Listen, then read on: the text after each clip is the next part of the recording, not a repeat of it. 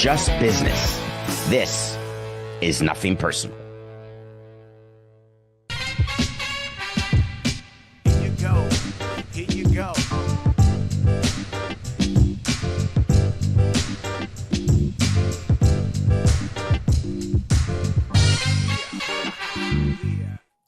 Yen, as in 5.2 billion yen. That's the Nothing Personal word of the day. It is Wednesday, March 19th, 2025, and we're talking about yen. Rob Manfred, the commissioner of baseball, is in Tokyo watching game 2 of the regular season between the Dodgers and Cubs, which is happening as you listen, as you watch. The Dodgers are out to a 6-3 lead in the 7th inning, but I'm focused on money. And the money in Japan is called yen. That's the currency. Now, the exchange is such that when I tell you that Major League Baseball expects revenue of $35 million from this opening series, that's the same thing as me telling you that it's about 5.2 billion yen. And I want to get into exactly why the commissioner is giving you a number and why it matters so much to him that you understand the number of yen that are involved, and why it's so important that every owner hears what the number of millions is involved. But I can't get into that until I talk a little bit about this game that we're all watching. I hope you're watching. It's on FS1, game 2. Game 1 of the series was on Fox. After the game, they will get on their planes and fly back, make their way back to the U.S., back to spring training for about 8 days before the season continues on March 27th. And we have seen a complete takeover of Major League Baseball by Japan, by Japanese people, by Japanese players. Yesterday, we saw Yamamoto against Imanaga, and today we saw the Major League debut of Sasaki. That's right, the pitcher, the 23-year-old phenom who throws a hundo, who everyone said, oh, we're not sure where he's going to sign. He may not want a big market. He may not want the media attention. No pre-done deals whatsoever. Don't you worry. Going to be a Dodger. Not going to be a Dodger. Maybe a Padre. Could be a Blue Jay. He was always going to be a Dodger, and he is a Dodger. He is not the number 2 starter for the Dodgers. That would be Blake Snell or Tyler Glasnow. But of course, you're going to start him in Japan. And so the Dodgers did. Adrenaline, nerves. What does that equal? 2 things that you don't want to see out of your starting pitcher. 1, early inning, overwhelming adrenaline causing you to throw 100 miles an hour with no command. You just don't want to see it. You tell your player, try to get the adrenaline out in the bullpen if you can. Don't go maximum effort. But players get the adrenaline inside them, and they end up going maximum effort. And Sasaki is a pitcher who's a pretty much maximum effort guy every pitch. Very slight frame, throwing a hundo.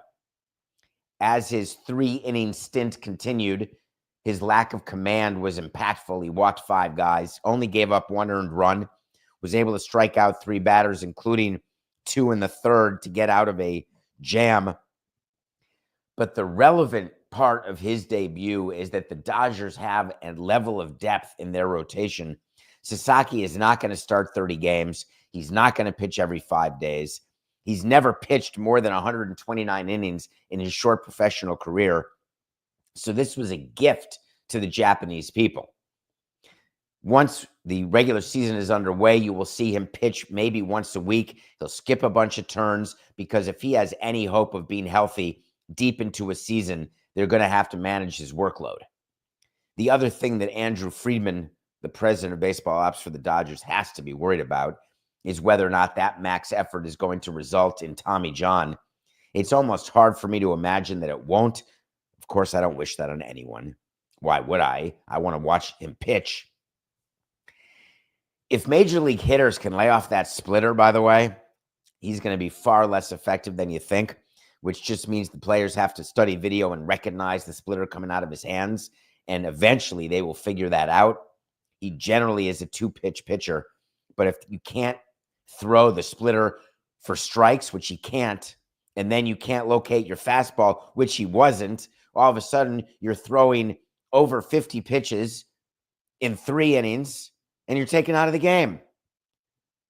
But I don't want to be a Grinch. It is going to be exciting to watch his career. And it got off to what I would say a mediocre start. But luckily, he's got the team around him where Kike Hernandez can hit a 2-run homer. Tommy Edman can hit a solo shot to lead off home runs for the season, first home run of the season. And the Dodgers have a comfortable 6-3 lead.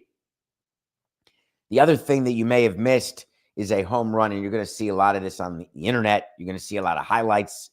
Shohei Ohtani got a hold of one, and it was called a home run. They had to review it, and they upheld the review in what may be the fastest replay review ever for a ball that is so borderline. There clearly was fan interference. The question is, would the ball have been a home run anyway? And the answer is, when you've got a dome full of Japanese people who are so excited to watch Ohtani do something, and then he does it, you're not going to take it away. Now, I know Cubs fans are despondent beyond repair, yelling, conspiracy, conspiracy. Yeah, but if that had been a Cubs player, they would have called it a home run too. The other note that I'd like you to have as you go into your day, just in case it comes up, like just in case you're at a bar, just in case you're having a conversation with a coworker, just in case you want to sound like you know something that other people may not know, and even fewer people may care. There's a player for the Dodgers. His name is Max Muncy. Max Muncy's been around for a long time. He is a quality major leaguer with a ring on his finger, but now he's part of a super exclusive club. He got a hit today. So hear me out, and this is courtesy of Sarah Lang. Max Muncy is one of 4 players to have a hit in 5 different countries or territories. Korea, Japan, I guess Mexico, Canada, U.S. There's only 4 players. You won't be able to name them, and you won't remember them if I say it, but I will. Xander Bogaerts, you got it. Paul Goldschmidt, got it. Edgar Alfonso, that doesn't make sense to me. And then Max Muncy. So after baseball plays its second game here, and the players are on the flight, the commissioner and his staff get together, MLB International, and they start to figure out the actual accounting. After every home game, you settle up. You find out what your F&B was, food and beverage, how much merch was sold on site. You calculate all the ticket revenue. You announce the attendance. And then you start splitting the money. The agreements in Japan are such that promoters, there is money that is given into baseball to host the games. There's broadcast revenue associated with the game. You put all the money in one pot. Then it gets divvied out to the various constituencies, including higher per diems to players, including making the Cubs whole for losing 2 home games. You go through all of that. Pay for transportation. Here's a little funny nugget about how transportation gets paid for that you're not going to get in many other shows. There is a cost. The calculation is that during the regular season, the Dodgers would have to fly a plane from LA to Chicago to play the Cubs. What you get reimbursed for by baseball is the difference between flying from Arizona to Tokyo versus the cost of flying LA to Chicago. You calculate how much more expensive it is to fly to Tokyo, and you get paid back that amount. MLB will not reimburse you the cost of what it would have cost if the games had been played on the north side. For Chicago, they would have been at home. They get reimbursed for the entire flight from Arizona to Tokyo and back to Arizona because they wouldn't have had to fly anywhere. Same with per diems. LA would have been on the road against Chicago. You pay, as a team, per diems to your players. International games, the players get higher per diems. You get paid the difference between the per diem you would have had and the per diem that you do have. There are per diems at spring training. Those are paid for by the team. The difference in the international per diem and the regular daily rate per diem is another source of reimbursement. So you go through this accounting. We had our CFO anytime we played international games. We had our finance department talk to baseball's finance department. You come up with an accounting, and then a check gets written. Rob Manfred made special care to tell you that this was a $35 million 2-game series. He paid special attention in The Athletic to make sure that you knew that this was like an all-star game. He made special attention to make sure you knew that this opening series will set records across the board among league special events, including viewership, including total revenue.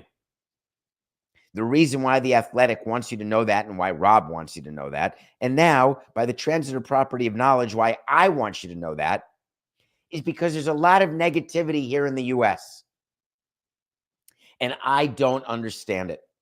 The negativity is you saying, oh, how could baseball open in Japan? How could you have a 6 a.m. start East Coast time?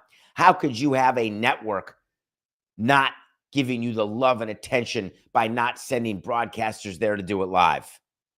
That part I agree with. But how can you tell me that baseball matters and then have it treated like this?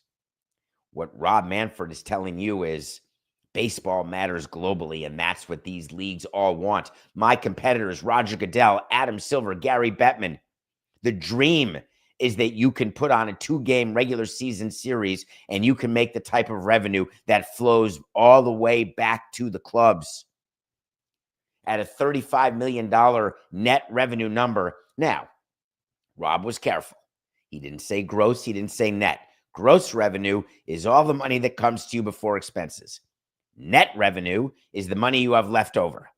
So imagine you make $1, you have to pay taxes of 50 cents, then you have to pay rent of 10 cents, you have to pay for your credit card for gas, and then you walk away and say, oh, I got a penny. That would be net. Rob was careful to say 35 million, but let's just pretend that was net. That's over $1 million a club.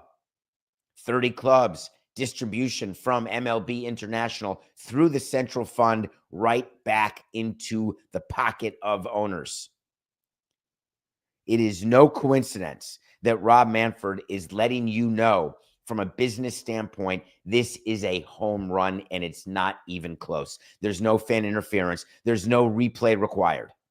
The only question is, how many more of these can you do before you see it normalize, before it becomes no big deal, before you become Roger Goodell in London? What used to be an exciting moment when the Giants are going to play the Dolphins for the first time in London in 2007, and you can't, and I may have the teams and the year wrong. That's off the top of my head, Coca. The first NFL game in London. The excitement that comes with that, the concomitant revenue that comes with that. Now, they're in international waters all the time in the NFL. Rob Manfred told you that we'd like to do this every 3 years. We want to be on a set rotation where we are in Japan. That is the appetite for the Japanese promoters, the Japanese broadcasters, and that is what he would like to see happen. Why does that have to be made public now?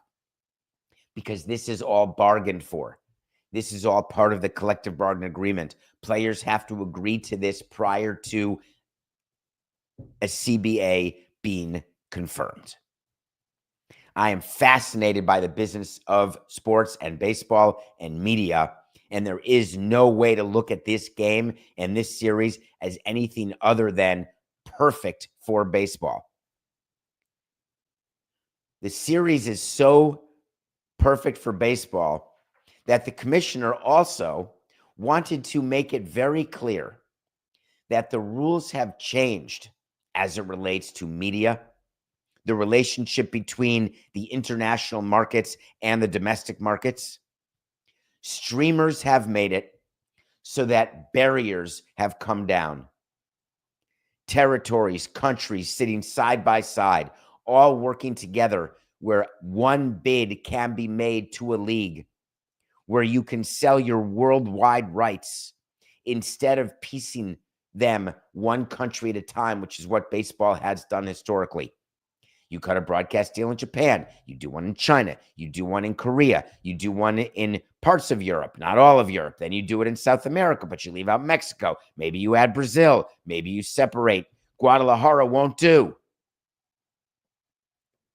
Rob Manfred said yesterday, hey, when our national deals are up and we are free to roam the country while having to pay for check bags, I think that we're going to look for people to bid, not just for our domestic rights, but our international rights also.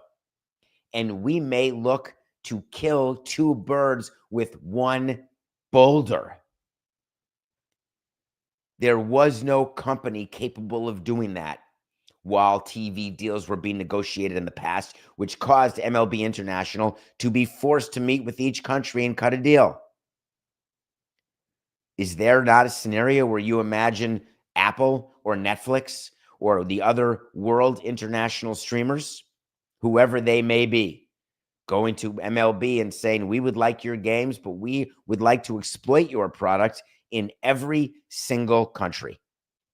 And of course, we'll find a way that for the Japanese customers that we have, we're going to ask for more Dodgers games, more games of teams with Japanese players.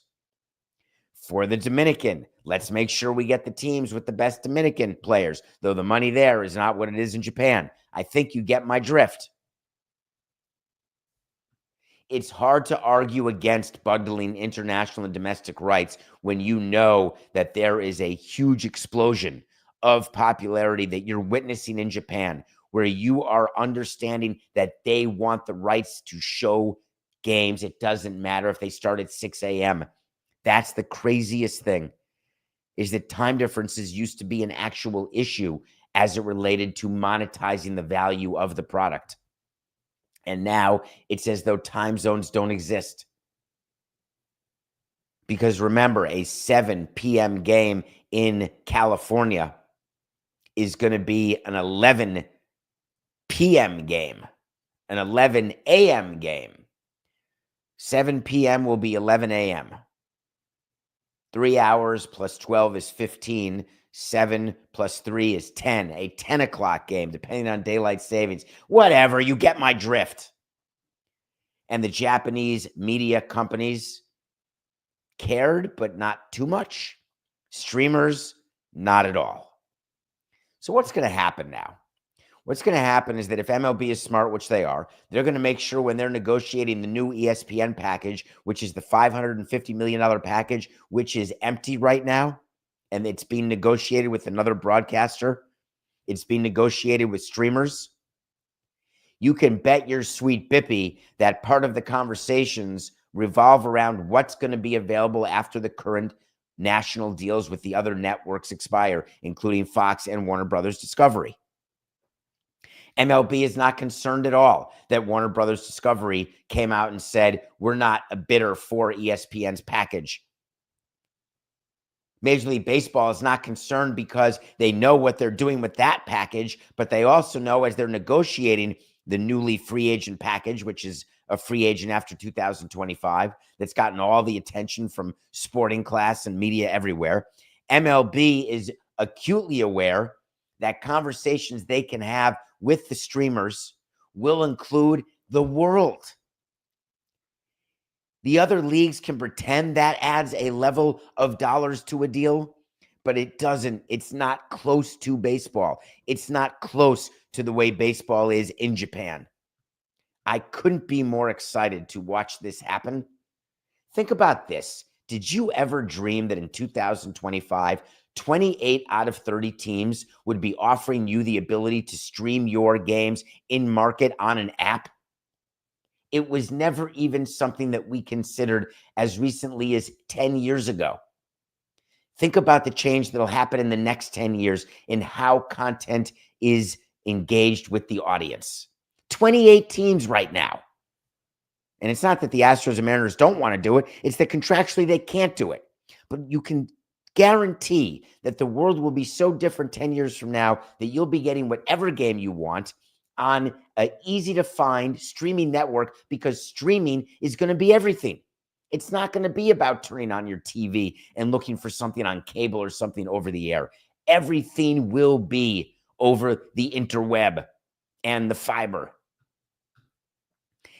As a matter of fact, the entire conversations that happen between media companies and the government and industry, so much of it is based on technology and how to get consumers in the right place, doing the right things, spending their money. The government's job is to work with private companies, private organizations, in order to benefit first country, second world. What do we do to be better? How can we help you spend the money in R&D to be better? Something happened yesterday that was a little shocking to me. President Donald Trump had a conversation with Vladimir Putin, and for whatever reason, hockey came up. And it became a whole big deal that required a bunch of statements from a bunch of people. I want to give you background when two heads of state get together. They don't call each other on a Tuesday night and say, yo, Vlad, what's shaking? Now, no matter how badly Trump wants to convince you that that's how it goes, that's not how it goes. When those phone calls happen, they happen at a planned time with a planned agenda. With all that is going on with Russia, with all that's going on in the U.S., I want someone to file a Freedom of Information Act and get me the agenda of the phone call, but I can promise you nothing was written out, even though it was supposed to be. You write out an agenda for a call like that, what you're supposed to accomplish, what you're supposed to talk about. There is no way that hockey would make the bill. There is no way that with the war in Ukraine, with Russia having invaded Ukraine and somehow trying to normalize the fact that Russia's doing a land grab and making Ukraine out to be the bad guy, the fact that we have to deal with the possibility that what Russia's doing is what the U.S. is trying to do now, whether it's Greenland, Panama, Canada, the fact that they could be talking and likely are talking about the strategy of land acquisition in the 21st century. War? Question mark? You have to understand that my perspective of this is simply, when you've got a lot of important stuff to talk about, don't waste my time with fluff. And talking about whether or not Russia and the U.S. should somehow play hockey games, and somehow we should have the NHL and the KHL, the Continental Hockey League, somehow have them do some sort of cup like the Four Nations Cup. It blew my mind. But let's take it out. Let's take it a step further. What would be the purpose of a conversation about hockey when you're supposed to be talking about war and peace? You could be talking about megalomania. You could be talking about doing the right thing, cutting government spending. You could be talking about all sorts of things. You could be talking about false imprisonment. You could be talking about any sort of major global subject that would be worthy of two superpowers. But no, let's discuss hockey matches. The Russian government actually wanted us to know that Trump and Putin discussed hockey matches. The NHL, of course, when faced with this information, had to release a statement. And the statement they released is, we have just become aware of the conversation between President Trump and President Putin. Obviously, we were not a party to those discussions, and it would be inappropriate for us to comment at this time. Fair. I'll comment at this time. When the government is doing something on behalf of the private sector, and that is very common, to have worldwide diplomacy in that regard. You do it in conjunction with the private sector. Are you suggesting that hockey was on the agenda for a conversation between Trump and Putin, and yet no one spoke to Gary Bettman that was going to be a conversation? I find that to be hard to believe. Is it possible that they were talking about Ovechkin, and Putin was talking about how great Ovechkin is, and Trump was saying, man, he's 8 goals away from passing Gretzky. Hey, do you want to come to the game? Hey, speaking of coming to the game, why don't we play each other more? Hey, that was organic. We didn't need to put that on the agenda, did we? You understand where my head is. It is incredulous. The NHL, of course, is going to stay so far away from this. As a matter of fact, keep in mind the NHL, they're the ones who did not have Russia in the Four Nations Cup. They're the ones whose relationship with the KHL got suspended after Russia invaded Ukraine back in 2022. The business of the NHL, the partners of the NHL, the players in the NHL, for the most part, with some exception, recognized that in any way trying to avoid mixing sports and politics when what they did in Russia was so egregious had become impossible. As much as we try to avoid mixing them, at some point you got to take a stand. And the NHL is not going to go backwards on its stand because Trump and Putin had a conversation about somehow merging the leagues with a weekend series of games. I'm not exactly positive what would be the interest in the NHL. They already have their cake and they eat it too. They get to say to sponsors, hey, we do not support the land grab. They get to say to sponsors that, hey, we don't need to play Russia. As a matter of fact, they get to say to sponsors and maybe even to the president, before you start pimping me away to play hockey games, why don't you realize that Russia can't participate anywhere? And you're going to put my league, Gary Bettman would say, in front of all the international leagues, all the international sports, everyone who has banned Russia. You are going to throw an olive branch to Putin with my face on it? Gary Bettman has to be careful here, and he was very careful with his quote. And the reason why he is being this careful is everyone is scared of what happens if you cross the president. Everyone is scared, we thought, including the courts.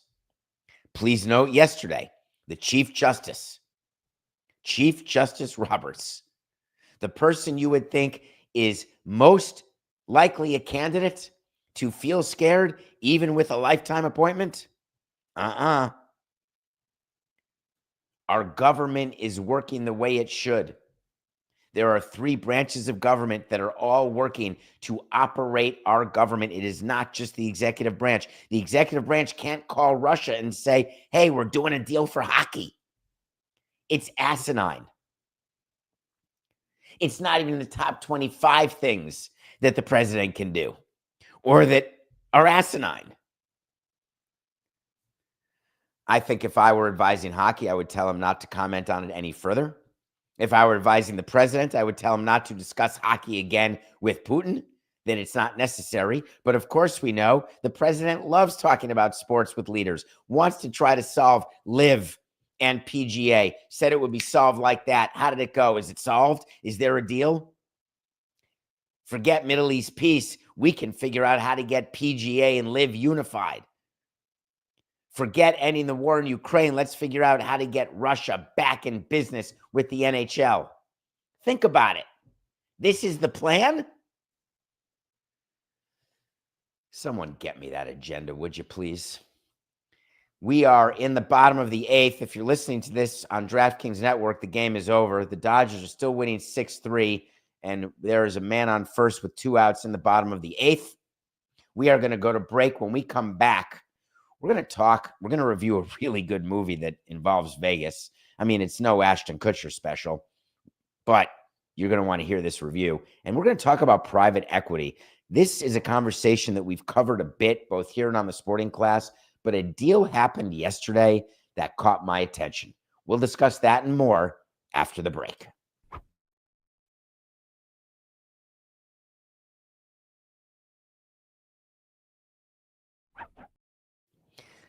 Welcome back to Nothing Personal. It's David Samson coming at you live, 8 to 8:50 a.m. Please go to the Nothing Personal with David Samson YouTube channel. Hit subscribe. Enjoy the content that we do for you every day because we are honored to have you on board every day. Those of you live in the chat, quick question for you. Are they going Tanner Scott for back-to-back saves? What are your thoughts on that? I would say that they're going to if it's still a 3-run or fewer lead. I don't remember this, Coca. Was it a day or two ago? It was sometime in the last 4 days. I watched a movie called The Last Showgirl. The Last Showgirl is a movie that stars Pamela Anderson. It was actually going to be nominated. There was a thought that she could be nominated for Best Actress. She was not. She was nominated for the Golden Globe. Pamela Anderson, you may only think about her from a sex tape standpoint. You may only think about her from being totally made up and a total Baywatch person. Pamela Anderson is now older. She has decided to forego makeup in public. So when you look at Pamela Anderson, you will see her without makeup and what level of freedom that provides her. And I'm here for it. When I was younger, not politically correct or anything, relax, Coca, don't worry. It used to be that when women or men did not wear makeup, when men wore makeup, they were considered to be in the theater. When women wore makeup, they were considered to be in the world. When they didn't wear makeup, it was called like natural, bohemian. I've got a way better word for it. It's beautiful.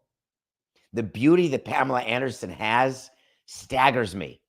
It's jarring.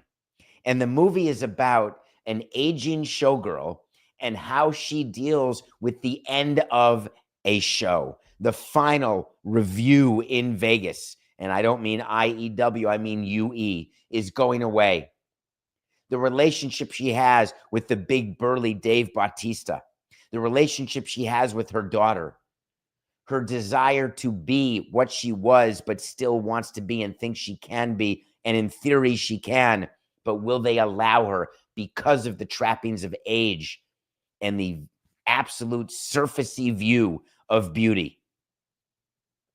There are about 12 layers of The Last Showgirl, and I enjoyed every single one of them. It's a quick watch. I want to say it's about 90 minutes at most.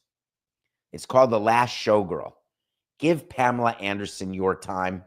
Come on, you've given her your time elsewhere. Private equity. Here's why we're still talking about it. If you go back to previous episodes, I don't know what episode we're up to, 1,238. Absolutely amazing, Coca. And that's not even counting sit-downs or mailbags. We might as well keep going, Coca. Why wouldn't we? More on that in a minute, or a day, or a week. Definitely not a month. If you go back to previous episodes, you may hear me talk about private equity. Private equity is now allowed in ownership in U.S. sports. Private equity is when you call your friend and say, give me all your money, and I'm going to give you all my money. We're going to put it in a pot. Then we're going to take the pot, and we're going to go out and we're going to buy stuff. And you'll own a part of the pot. I'll own a part of the pot. If I manage the pot, I'm going to take payment for managing the pot. But when the pot makes money, we all get rich. If the pot doesn't make money, we all lose our money, but I've gotten some of my money back because I managed the pot. You understand that's what a management fee is. Private equity has been looking around, whether you are the approved private equity funds who can buy NFL teams, or you are a candidate who has a pulse and you are qualified to buy into Major League Baseball teams. The San Francisco Giants announced yesterday, the baseball team, that they have sold about 10% of their team to a private equity group called Sixth Street. The reason why this is so unbelievably important is they told you why they're selling 10% of the team. They didn't tell you what the team is worth, but it could have been at a value of $3.8 billion. It could have been at a value of 3.5. Maybe they only got the valuation that the Oakland A's are praying that they can ever get of $2 billion. Whatever the case is, they're getting a big check. And they told you how they are using the check. They are using it to help pay for upgrades to Oracle Park. That's one. Oracle Park, former Pac Bell, AT&T, greatest open-air ballpark until PNC was built, and still one of the top two. McCovey's Cove, Barry Bonds. Stay with me. Go to San Francisco, go to a game, and you'll see why it's already on the old side. You can't even walk around the concourse with a view of the field on the lower level. It's a very strange design that was pretty hip and happening when it was built and now is not. It's old. It's hard to imagine that Pac Bell is old, but they need money to pay for upgrades. But then they said, we're going to use cash not just to pay for upgrades. They said we're going to use it to pay for other facilities, as well as the Mission Rock real estate development adjacent to the ballpark. And I went, bingo. I rolled 5 6s and said, Yahtzee. The Giants are selling a percentage of their team in order to invest money in areas that are revenue sharing adjacent, in areas where you absolutely do not have to share with anybody, that for every dollar you raise in revenue, you get to keep the whole dollar, as opposed to every baseball revenue that you raise, you have to give up 33 cents of it under the revenue sharing system. So you work your tuchus off to make $1, but you only get to keep 66 cents of that dollar. The Giants are saying, we want what the Braves have. We want what the Cubs do. We want what the Cardinals do. We want to do what the Rays thought they were doing in St. Petersburg. To do it, we have to invest. To do it, we don't want to take away from the Major League payroll. We don't generate the type of money. We can't go into the markets and borrow money as a team. We have no choice but to sell shares. And if you are Greg Johnson, who runs a syndicate of like 35 owners of the Giants, it's not a very long meeting when you talk about what your ability is to do with this money and what the return is for this money. And by the way, if you are 6th Street and you've invested in the Giants, what you're really doing is investing in what the Giants are doing outside of Oracle. 6th Street co-founder actually said specifically, we believe in the future of San Francisco and our sports franchises. We believe they are critical ambassadors for our city of innovation. Larry Baer, an former control person of the Giants, himself said, this is not about a stockpile for the next Aaron Judge. This is about making bets on San Francisco and the community. You know what that's code for? That's code for our ability to print money in a way that baseball can't touch it. And then if we choose to stockpile money for Aaron Judge, we choose it. But in reality, we have to stockpile money to give a return on investment to our partners. Because while the limited partners of the Giants were not private equity firms prior to now, the reality is limited partners want, just as badly as private equity firms, they want investment returns. They want to make money with their money. They don't just do it for fun. They don't do it for the love of the game. 6th Street is not there because they think the Giants are such an unbelievably well-run organization that they will invest $200 million minimum and they will make 9% on their money because that's how well baseball is going operationally. The whole key to these private equity investments is the ability to show revenue from streams that are not 81 baseball games, that aren't subject to collective bargaining with the players' union.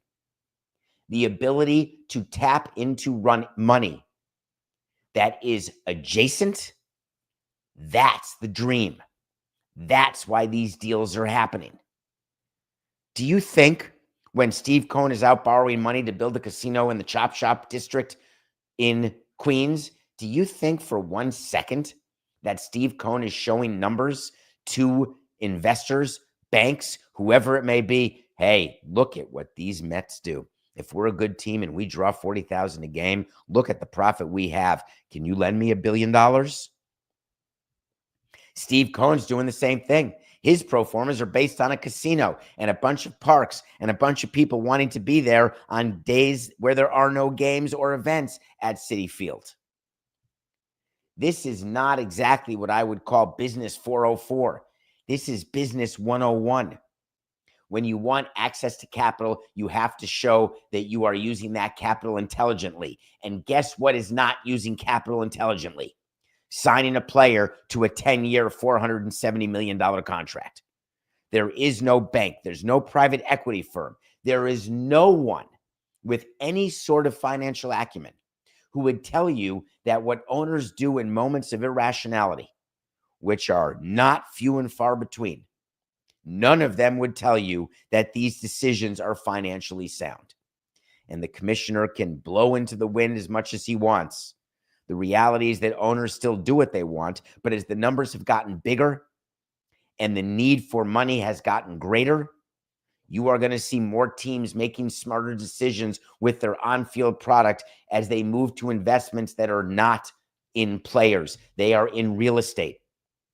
We call it the real estate play. We don't call it the center fielder play. We will see how it all shakes out. We also have to see how it's going to shake out for Aaron Rodgers. A couple things going on. I try not to let a week go by without talking about Aaron Rodgers because he's damn good for numbers. Do I look like Cam Hayward? I'm not sick of him.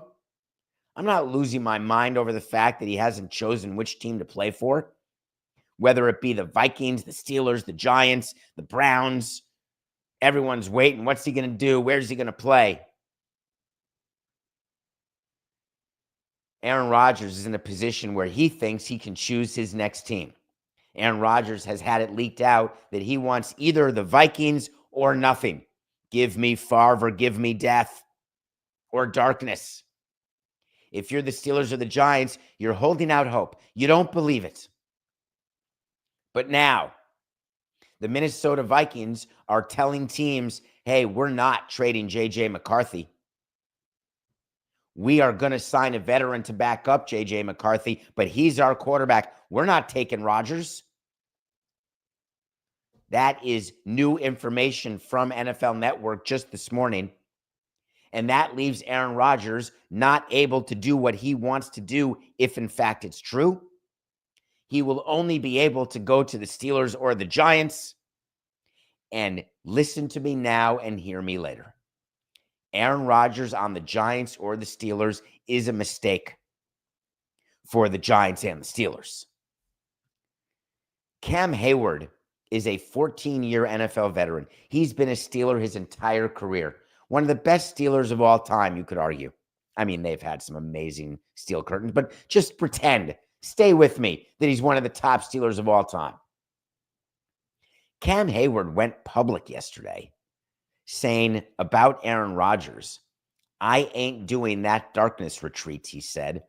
I don't need any of that crap. Either you want to be a Pittsburgh Steeler or you don't. That's simple. That's the pitch. If you want me to recruit, Hayward continued, that's the recruiting pitch. Pittsburgh Steelers. If you want to be a part of it, so be it. If you don't, no skin off my back. What's funny about this is that you would think that the Steelers could do that. Do you think the Cowboys can? What about the Yankees? Dodgers? I have a bit of a surprise for you. All of the recruiting that's done by players and by celebrities through video and all of the other things, just know, players who are free agents, don't look at a recruiting video. Even LeBron James, with what the Heat did, that Pablo Torre found out and actually watched, it is of zero consequence. They will not choose a team because there's been either a great recruiting pitch or a terrible recruiting pitch. Yet for some reason, we're obsessed. We are obsessed with the reality that, hey, which players went to recruit that player? Who's contacted that player? Aaron Judge never called Juan Soto? That's terrible. Why didn't he call him and have dinner with him? Maybe Juan wouldn't have escaped across town. That's not how it works in the real world of sports. Those recruiting pitches, this is not like college where you fly a helicopter, land on the field, and say, look at me, come play for me, I'll make you a pro. Those days are even gone. It's show me the money time, even in college. For the pros, it's been that way the whole time. Aaron Rodgers is going to make a choice, I assume. Assuming the Steelers and Giants still want him, which for me is super hard to assume because I'm not willing to go with that fact. If Aaron Rodgers does end up with the Steelers, you think he's going to call Cam Hayward? You think they're going to have some sort of peaceful conversation? Or do you think Cam Hayward will come out and say, hey, now I've got your back. Hey, we are a team. I don't know where this one ends. I guess I have to do a wait to see. I think I already have one. My wait to see was on Aaron Rodgers wouldn't be a Steeler. Did he really think that he's only going to be a Viking and then retire? Is that really the position? He's going to go full Latrell Sprewell? I either want to be where I want to be, you're going to pay me what I want to get paid, or forget it. I'm not interested. I just don't think that's going to happen with Aaron, because if someone's willing to pay you to play a game, you're going to do it. God, Giants fans, that'll be funny. Nothing personal pick of the day. We've got the Cubs plus 130. We're only down 3 runs with 1 out in the 9th inning. I can't see why you'd be panicked. Tanner Scott is not in right now. They've got Vesey in to face Suzuki, who I do not believe has a hit in the 2 games in Japan. And boy, does he want to hit. And boy, does he look bad being fooled on sliders, guessing at pitches right now. I am very disappointed if the Cubs do not come back to win this game, which I would say is a 2% chance, not because we'll lose our pick of the day, but because the reality is that the Cubs are saying to themselves, for crying out loud, that was a schlep just to come back in an 0-2 hole in the NL Central. And it furthers what baseball would prefer not to be the conversation, which is going to be the conversation once the Dodgers win this game, which I expect they will, is that leading up to opening day, the conversation will be the Dodgers, the behemoth, 162-0. Everything would have been better with a 1-1, even though you can't overturn an Ohtani home run. But everything would have been better with a split in this 2-game series. I wonder whether the Cubs were told by Major League Baseball not to walk Ohtani. Ohtani, in the last 2 at-bats of the game, he was intentionally walked, and then it only took 5 pitches to walk him. I wonder whether there was a conversation saying, hey, let him get his home run and then feel free. You don't have to pitch to him ever again. What would make you walk a player in the final 2 at-bats and not walk him at all in the first number of at-bats? We had a strategy with Barry Bonds. It was simple. We're walking him. We would be angry when our pitchers gave up home runs to him. We don't need to lose and get beaten by Ohtani, by Bonds. When you've got a lineup without Freeman and Betts, when you've got an offense that's struggling, you do not let Ohtani beat you. It just seems to me mighty coincidental that first comes the home run, then comes the 2 walks. I'm not being a total conspiracy guy. I'm just saying, what is your strategy to get him out? So it looks like we're going to lose that pick of the day. Our pick of the day tonight, Wednesday night, there is a huge game. The Nuggets are minus 1.5 in LA against the Lakers. Keep in mind that the Nuggets were getting 1.5, and now they are giving 1.5. There has been a complete line flip of this game, and I'm not scared. Do I know for sure whether Luka's playing? No. Do I know for sure that Nikola's playing? Jokic? I do, because that would explain the line flip. We're going to take the Nuggets minus 1.5 against the Lakers tonight in LA. Going back to the baseball game, as I'm watching Vezia try to close out the game here with 2 outs in the 9th, I want to close the show here by saying it is pretty dangerous when you've got multiple people at the back end of your bullpen, which is what Andrew Friedman has built. It is rare that a bullpen survives all through a season and that this will be the bullpen in October. But you got to feel really good about your team when you have a $72 million reliever who you signed as a free agent and you let him do a save yesterday and you don't need him and you don't even need him against Kyle Tucker. It happens to be phenomenal to me to think about that level of depth. That's the scary part of the Dodgers. And frankly, it's just business. That's what Andrew Friedman says every day. We'll be back tomorrow. This is Nothing Personal.